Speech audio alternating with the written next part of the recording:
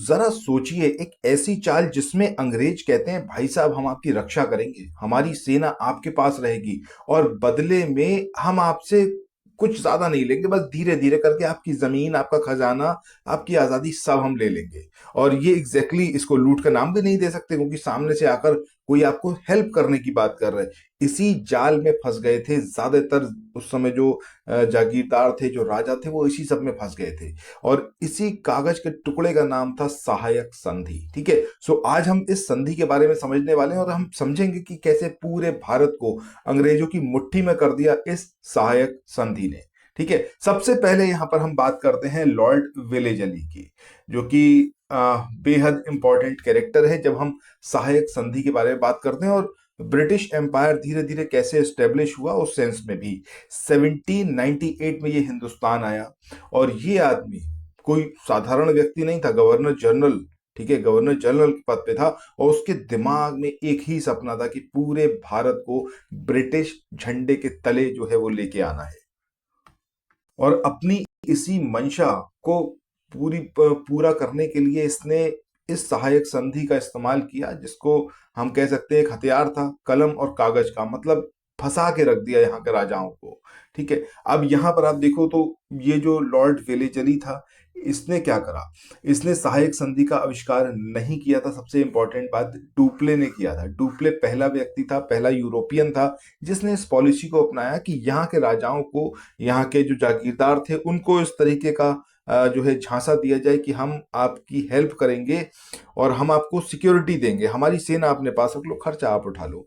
ठीक है, इस सेंस में। और ये सबसे पहले इनिशिएट किया था डुप्ले ने, जो कि, अच्छा, कमेंट सेक्शन में बताना कौन था डुप्ले। ठीक है, कमेंट सेक्शन में मैं देखना चाहूंगा कि आप क्या बताते हैं इसके बारे में। और इसने जो था अपनी सेना किराए पर भारतीय राजाओं को दी थी। यहां पर ये इंपॉर्टेंट फैक्ट आपको जरूर याद रखना है कि जो सहायक संधि थी उसको स्वीकार करने वाले राज्य क्रम में, समझ रहे हैं, क्रम में याद रखना है, मतलब ईयर वाइज।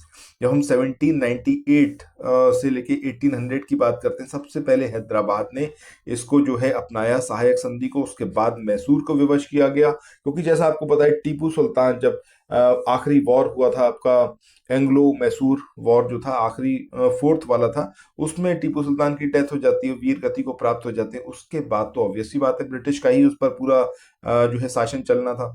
सो इनको जो है करना ही था उसको, सहायक संधि को एक्सेप्ट।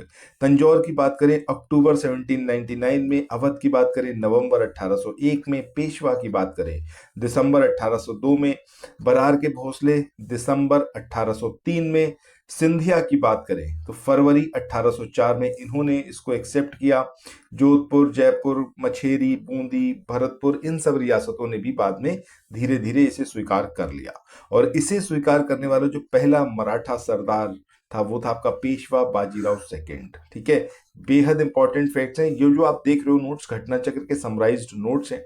आप में से अगर कोई भी इसको लेना चाहे इन नोट्स को, तो वो सिंपली 9027281376 इस नंबर पर व्हाट्सएप मैसेज कर सकता है। ठीक है, चलो अब आगे बढ़ते हैं। हम बात करते हैं इस सहायक संधि के संदर्भ में ही कि बड़ी मजेदार सी बात है कि बहुत लोग ये सोचते हैं कि सहायक संधि वेलेजली ने ही इसको जो है डेवलप किया था, लेकिन एग्जैक्टली ऐसा था नहीं। जैसा मैंने भी आपको बताया कि डुप्ले ने इसको किया था। ठीक है, और एक फ्रांसीसी ने ये तरीका निकाला कि भारतीय राजाओं को किराए पर अपनी सेना दो और उसके बदले में जो है उनसे ज्यादा से ज्यादा फायदा उठाओ। डुप्ले ने बाकी जो है इसी जो टेक्निक थी, इस टेक्निक का आगे जाके यूज किया था।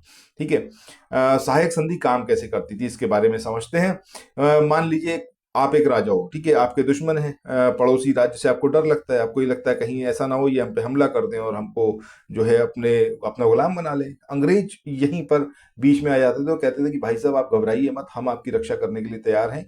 सो यहाँ पर अंग्रेज क्या कहते थे, अंग्रेज कहते थे कि हम आपको सुरक्षा देंगे, मतलब हमारी सेना अपने पास रख लो। ठीक है, एक अंग्रेज रेजिडेंट जो है वो आपके दरबार में रहेगा, दुश्मनों से हम आपका बचाव करेंगे।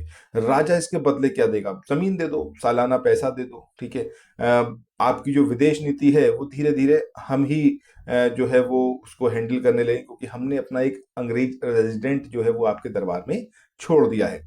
अपनी सेना जो है वो भी हमारे हवाले ही कर दो, ताकि हम जब दुश्मन से लड़ने जाएंगे तो उस मोमेंट पर जो है हमारी सेना और तुम्हारी सेना मिलके दुश्मन से मुकाबला करेगी।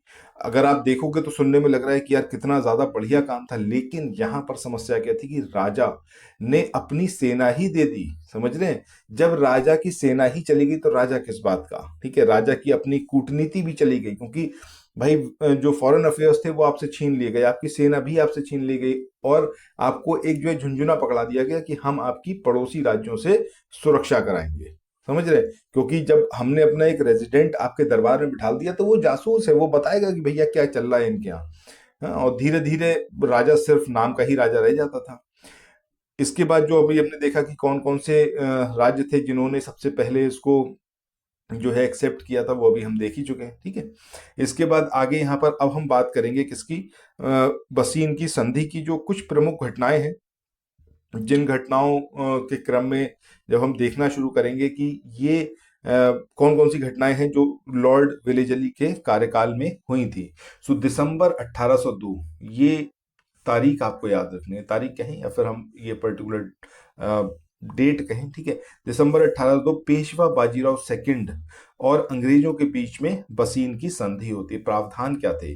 प्रावधान था कि बाजीराव सेकंड जो थे वो अंग्रेजों की संरक्षकता, या फिर हम कहें तो अंग्रेजों का संरक्षण जो है उसको स्वीकार करेंगे।